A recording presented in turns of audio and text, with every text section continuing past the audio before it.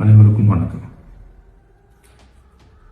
என் லைஃப்பில் இந்த மாதிரி ஒரு பெயின்ஃபுல்லான ஒரு சுச்சுவேஷனை நான் ஃபேஸ் பண்ணதே கிடையாது. மனசு முழுக்க வலி வலி மட்டும்தான்.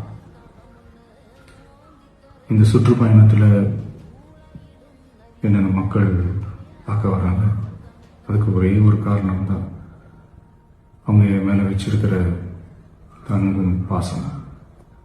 அந்த அன்புக்கும் பாசத்துக்கும் நான் எப்பவும் கடமைப்பட்டிருக்கிறேன். அதனால தான் இந்த சுற்றுப்பயணத்தில் மற்ற எல்லா விஷயங்களையும் தாண்டி மக்களுடைய சேஃப்டி, அதில் எந்த காம்ப்ரமைஸும் பண்ணிடக்கூடாதுன்றதுக்காக தான் அது என் மனசில் ரொம்ப ஆழமாக இருக்கும் அந்த எண்ணம்.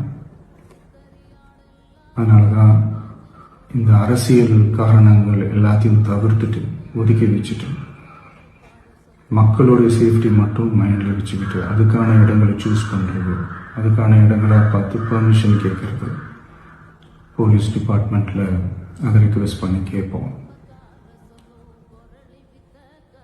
ஆனால் நடக்கக்கூடாதது நடந்துருச்சு. ஆனால் மனுஷன் தானே, அந்த நேரத்தில் அத்தனை பேர் பாதிக்கப்பட்டு இருக்கும்போது எப்படி அந்த ஊரை விட்டுட்டு என்னால் கிளம்பி வர முடியும்? நான் திரும்ப போகணும்னு இருந்துச்சுன்னா அதை ஒரு காரணம் காட்டி அங்கே வேற சில பதட்டமான சுச்சுவேஷன்ஸ், வேற சில அசம்பாவிதங்கள், அந்த மாதிரி எதுவும் நடந்துடக்கூடாதுன்றதுக்காக தான் நாங்கள் அவாய்ட் பண்ணோம். இந்த நேரத்தில் சொந்தங்களை இழந்து தவிக்கிற அத்தனை குடும்பங்களுக்கும் என்னுடைய ஆழ்ந்த இரங்கலை தெரிவிச்சுக்கிறேன். எனக்கு தெரியும், என்ன சொன்னாலும் இது ஈடேயாகாதுன்னு எனக்கு தெரியும். ஹாஸ்பிட்டலில் ட்ரீட் பண்ணிட்டு இருக்கிற எல்லாருமே சீக்கிரமாக க்யூர் ஆகி வரணுன்றதை இந்த நேரத்தில் நான் வேண்டிக்கிறேன். கூடிய சீக்கிரமே உங்கள் எல்லாரையும் நான் சந்திக்கிறேன்.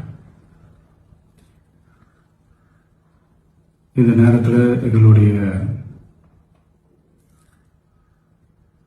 வலிகளை, எங்களுடைய நிலைமையை புரிஞ்சுக்கிட்டு எங்களுக்காக பேசின அரசியல் கட்சிகளை சார்ந்த நண்பர்கள், தலைவர்கள் அனைவருக்கும் என்னுடைய நன்றியை தெரிவிச்சுக்கிறேன். கிட்டத்தட்ட ஒரு 5 மாவட்டத்துக்கு பிரச்சாரத்துக்கு போனோம். இந்த மாதிரி எதுவுமே நடக்கல. ஆனால் கரூரில் மட்டும் ஏன் எப்படி நடக்குது, எப்படி நடக்குது? மக்களுக்கு எல்லா உண்மையும் தெரியும். மக்கள் எல்லாத்தையும் பார்த்துக்கிட்டு இருக்கிறாங்க. கரூரை சேர்ந்த அந்த மக்கள் அந்த உண்மையெல்லாம் வெளியில் சொல்லும்போது எனக்கு கடவுளே நேரில் வந்து இறங்கி அந்த உண்மைகள்லாம் சொல்கிற மாதிரி எனக்கு தோணுச்சு. சீக்கிரமே எல்லா உண்மைகளும் வெளியில் வரும்.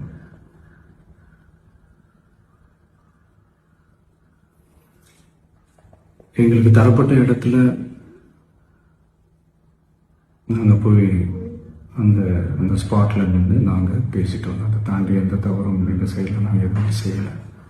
பட் இருந்தாலும் எங்கள் கட்சியை சேர்ந்த நிர்வாகிகள், தோழர்கள் மேலே எஃப்ஐஆர், அது மட்டும் இல்லை சோஷியல் மீடியாவை சேர்ந்த நண்பர்கள், தோழர்கள், அவங்க மேலே எஃப்ஐஆர்லாம் போட்டு இப்போ பிடிச்சிட்டு இருக்கிறாங்க.